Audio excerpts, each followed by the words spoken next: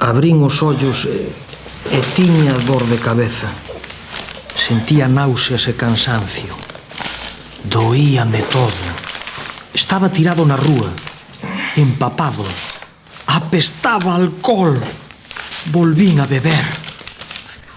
Non recordo nada do acontecido dende que saín da casa tras discutir coa miña muller.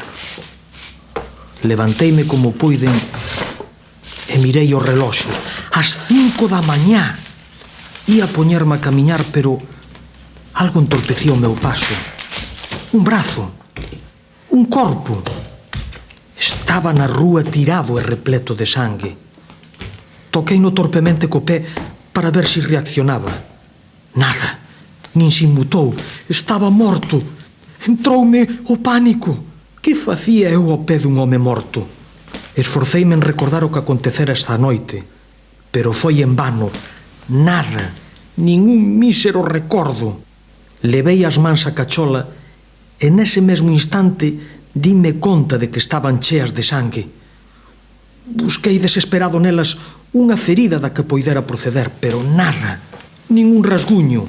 Non era miña.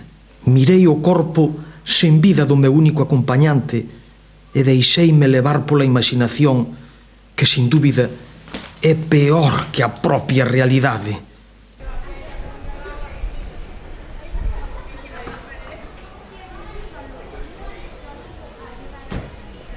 Estudiei as posibilidades e decidín que a mellor solución era esta. E así acaba a carta do home que se suicidou.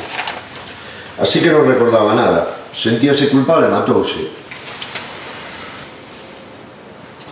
Pois caso pechado. Non.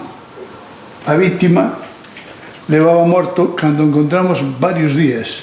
En cambio, o que se suicidou, este home só levaba unhas horas.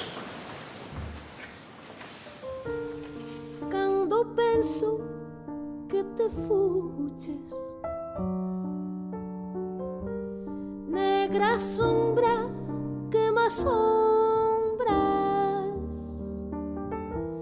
ao pé dos meus cabezales dor nas faces